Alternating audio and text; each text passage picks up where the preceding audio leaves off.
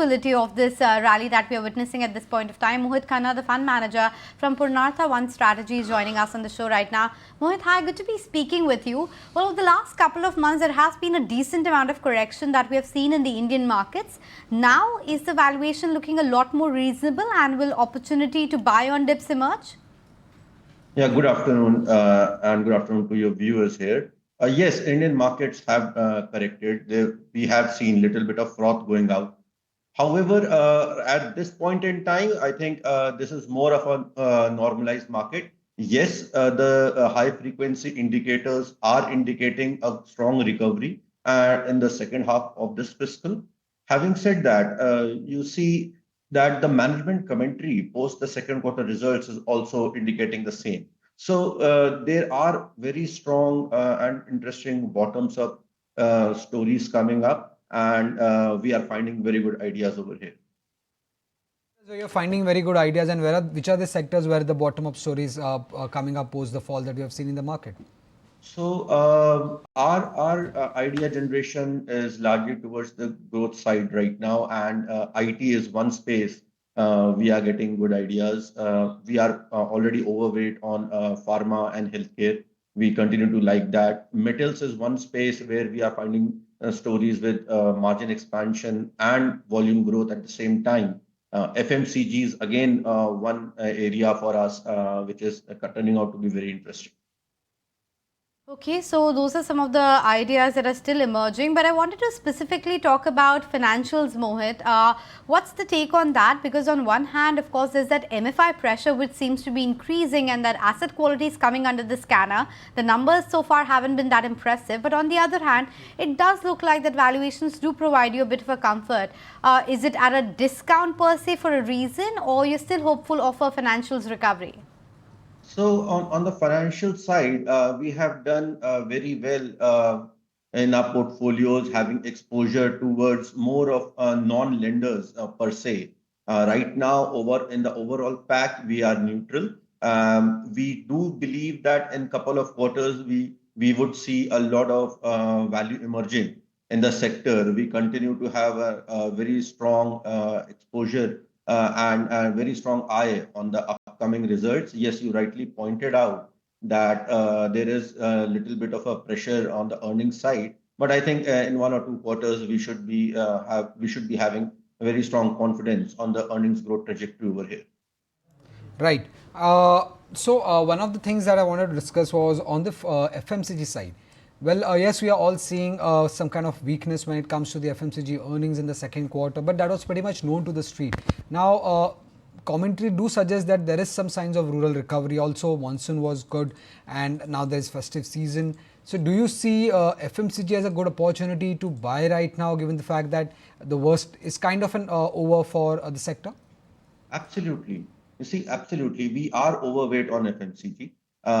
Yes, you rightly pointed out that the first half was not so good for consumers here, and there were reasons for it, right? So interest rates were high. We had long extended monsoons, and now, after a strong Kharif season, the Rabi seasons also starts to look better with the water reservoir levels. We continue to like FMCG. We are finding very good ideas over there. And yes, it is a good time, according to us, in the pack to load up some FMCG in the portfolios where we believe the consumption should start coming back maybe next year, sometime next year with inflation going down and maybe interest rates also following the suit. We think consumption is going to come back. That's a take coming in as far as consumption is concerned. Still quite positive on that one. What are the other areas which are looking interesting? Because, utilities and power sector was one thing which was coming a lot in focus and has done very well in the last 12 months. But last couple of months saw correction, whether it was generation companies, whether it was the solar names or the, lenders and utilities. What within that pack would be something that you're interested in? Because people are talking about this as a mega theme going forward. Fair enough. See, on the power side, we have been positive on the financing companies. We have not been on the generation side, or we like the capital good companies on the power side. So on both the aspects, whereas it is capital goods, project execution, or the power financing, is where we would like to place ourselves. We continue to like this space. We continue to like stories, and we believe that there are in line with the market that this is going to be a secular run in the sector as we continue to be a power deficit country. Okay, so that's a take coming in as far as some of these utility sector is concerned. But PSUs as a whole, especially defense, energy, these are the names, railways for that instance, which had run up quite substantially. And at that time, the story was that these are the places where the government is likely to put in money. They are underappreciated, undervalued, under-owned. Now, do you believe in those kind of triggers playing out, or it's a done deal, at least at the moment, and the valuations look reasonable? Well, if you see the government expenditure this year has been lagging behind. Historically, Indian governments have done more expenditure and have struggled with the fiscal deficit numbers, right? So this year, even after projecting 4.9%, the fiscal deficit, they might, undershoot, and they're spending less at this point in time. And because of that lesser spending, we have seen the lesser amount of new announcements coming in for PSUs, which are capital goods oriented or which are dependent on government orders. For them, I believe that the execution continues to be very crucial from here on. And they already are sitting with very strong order books. And if they are able to execute as per the expectations, the stock recoveries or the valuation recovery will follow. Having said that, government is now undershooting its capex targets as of now. Maybe it comes back in the second half in this fiscal, and if not, maybe next year. So it has to come back. It is just a matter of time. Till then, the execution becomes very important. So we are counting on execution part, and we do have exposure to such companies where execution continues to be strong with strong order backlog, which gives me revenue visibility.